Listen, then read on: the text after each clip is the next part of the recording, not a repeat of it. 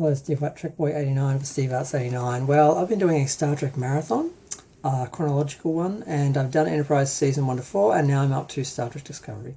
Now, I wanted to try and view this series objectively. I wanted to try and give it a second chance, knowing everything that we do about the production and the universe, and all these things. I wanted to see if I could watch it again. And if I'd see it any differently. And I did. It still has its fundamental flaws and some huge issues, but overall it wasn't as bad as I remembered, it wasn't as bad as I made out, and it has some watchable episodes. And I don't like to admit that, but it's true. So yes. Now, the original idea of the show, I think, was supposed to be an anthology show, and it did change drastically. And that's one of the problems with the series. You can see that it was trying to be different things. I think at first we would have got just a regular Star Trek series with a very progressive cast, Asian captain, black female first officer, and we would have had just, I think, a regular season one, just a series of a show, which would have been quite nice. Because the first couple of scenes of the show I actually liked, and as we're anticipating the show, I was just expecting a Star Trek show and wasn't really expecting what we got. And I think then the second season of the show would have been a war story about the Klingons, and probably would have focused more on the Klingons and Starfleet. So you can sort of see it going into that. And then we go into the Mirror Universe. So it's sort of trying to be three different series and go through three different sort of stages, although the first stage is only really just the first few scenes before the war starts, which is the sad part, because the best part of, I think, the season really was the before everything happened, when it was just Burnham sort of being this arrogant student who probably would have learned over the course of the series and so forth, and that would have been a far better series. And I would have rather seen a Giorgio movie rather than a Section 31 movie. But yeah, so we get to the war, and I do think it's unfair to blame Berman for the war. She never really got her Vulcan hello. She wanted it, and she mutinied over it, but she didn't actually really do anything. Landing on the beacon, she had no idea what that would cause. The Klingons were looking for a fight. They wanted a reason to fight because T'Kuvma believed it would unite the 24 houses. So, and yes, the first couple of episodes, aside from those early Starfleet scenes, are unwatchable. The Klingons are just tedious, and there's no way to explain with a different timeline that the Klingons are so different culturally and genetically. So it just is an issue with the production deciding, we don't care what went before, we want to do our own thing. And I've always said, well, if you want to do your own thing, make a new alien. Don't turn an established alien or story or whatever into something different so it suits you. Just start something new, do something new, and then you don't have to worry about it not matching up with people's expectations or canon or anything like that. So the Klingons are very hard to reconcile. If it's a different universe, it's a little bit different, but they still claim it's not a different universe. We know it is for copyright and all that, and that was part of it. They didn't really want to do Star Trek, but they also couldn't do Star Trek as it was without having to deal with all those copyright and royalty issues and stuff like that. So that's the Klingon issue. Now, when we get to the Mirror Universe, it does, like, we spend 4 episodes of the season there, and it is kind of what I think really I think they would have been happier just doing like a dark version of Starfleet, because a lot of people, they don't get Star Trek, they don't really like Star Trek, and they sort of are looking at it very cynically. But those episodes were okay in that context, because originally when I first watched it, I was like, how could this happen on a Starfleet ship? How could this happen on a Starfleet ship? This is just wrong. When you know that Lorca is from the Mirror Universe, and he's used the war to try and take advantage of that situation to create basically a mirror universe with a mirror-style command, it all makes sense. Now, we all know that, well, allegedly, they didn't know who Lorca was in the beginning. They were just making it up as they went along, and it was just, they just had this awful view of Starfleet and just wanted to make it that way. And then they turned it into Mirror Universe, Lorca's sort of rule, to explain why that ship was like that. kind of like how they did the same thing with the Cerritos, where it was just that ship that was a mess. That's not how all starships run and so forth, and all lower deckers are, and so there is some issues there where they weren't really sure what they were doing in the beginning, and they changed things, and you can see that happen in the show. But other things do seem to make sense. So, okay, so yeah, the war is sort of over in 2 episodes. The main part of it, and that's what it seems like, because the war does continue, and we jump in time a couple of times, and eventually the Klingons are winning. But the first 2 episodes, like I said, are not really watchable.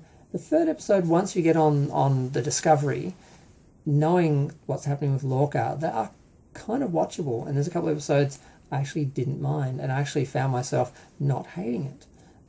Sorry for those who have been watching me because I was one of those people who hated Discovery, but not all of it is bad, especially when you know their intentions were not to create a serious science fiction show. They were going more for a YA science fantasy light sort of sci-fi melodrama and so forth. Like, it's sort of like, it's easier to look at it and go, oh, they don't know what they're doing, they're wrong, as opposed to, no, this is what they wanted to do, but it's not what we wanted.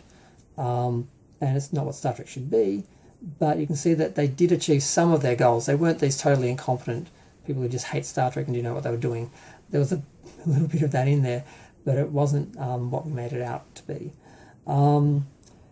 Now, then we get to the mirror section.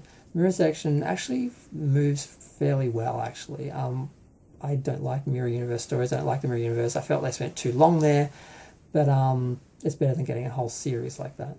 But eventually they escape, and then we get a very, very quick rounding up of the Klingon War.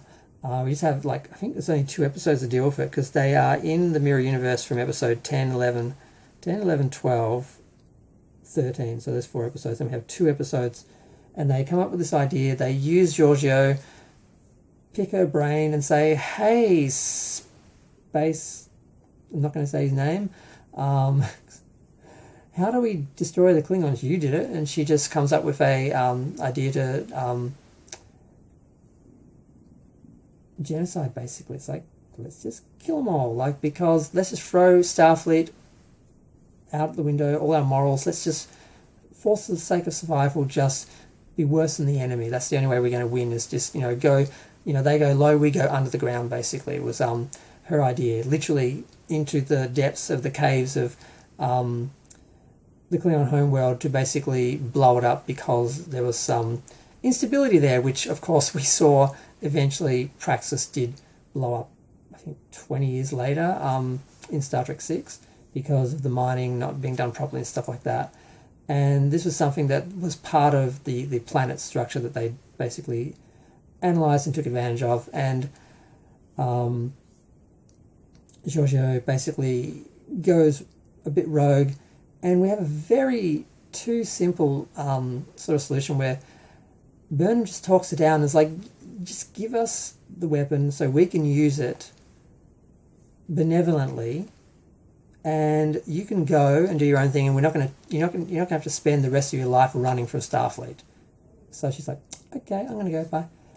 And then they give the weapon to the Klingon woman, I've forgotten her name, L'Rell, and she basically goes to the other Klingon house and says, yeah, I got a big bomb, I'm going to destroy the whole planet if we don't basically stop our war and unite, which they do.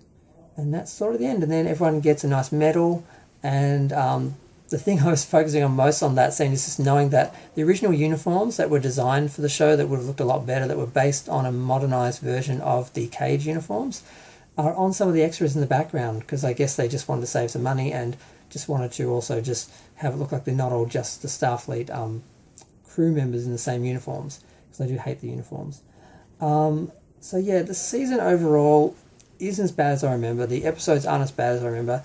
The core issues are still there, that these people sort of wanted to make a different version of Star Trek because they didn't really like Star Trek, and they felt like, well, Star Trek isn't, it comes down from the top. Kurtzman didn't think Star Trek was good or worked, and he didn't feel like it really had a fan base, and they felt like they had to go out and, instead of give Star Trek to the Star Trek fans, try and create new fan bases by giving different versions of Star Trek to everyone else and the general audience and the sort of general sort of generic sci-fi sort of fans, which is not the right approach and didn't work. But they at least had an approach. It wasn't just pure stupidity and spite that caused this series. But yeah, and I'm kind of glad it's better than I remember. I'm kind of glad it's because, like I said, the first 2 episodes are really hard to watch. The Klingon scenes were just awful. But then once you get onto the Discovery itself, and you sort of view the crew as a victim of Lorca, you sort of can. I enjoyed some of his characters, particularly Tilly. And she was never that. People got on her about her weight, but she was always she was never really skinny. From the pilot she was, but from then on, or from the first episode we see her, the third episode, but from then on she slowly gained weight. So I don't quite know why they made such a big fuss out of it. But she's an interesting character. She's fun. Burnham is a complicated character. She has a lot of issues through her childhood trauma and then being raised Vulcan, but. Just yeah.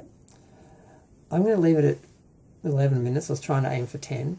But I just want to do basically an overview of the series and my sort of revision of it. It's still, it throws out the science fiction anthology episodic sort of style, the original Star Trek, the original format, the positive view, the optimistic view, and they try to make it dark and edgy, and you can see moments where you can see, they just did that to try and have the audience go, oh, and they were thinking more about that moment than how that worked for the overall story and the series as a whole, and you do have those moments. So you can see what they were going for and how they were wrong. But I'm going to go. Feel free to share, like, comment, subscribe. Let me know what you think of Star Trek Discovery Season 1. I was thinking in the first couple episodes, God, I can't believe I'm watching this again. I'll never watch this again. And then when I was watching the later episodes, I was like, you know what, I probably would watch some of the later episodes again. I'm not I guess I might watch the series again, maybe. I don't know. But I'm glad it's not as bad as I remember. But it still has a lot of issues, and the hard part about the show is realising what it could have been. If they'd done the anthology thing and kept everything very separate, or if they'd just done a regular series, basically with a Michael Burnham-esque sort of character, sort of under the command of someone like Giorgio, it could have been just a nice, modern Star Trek series. But yeah, we know what happened.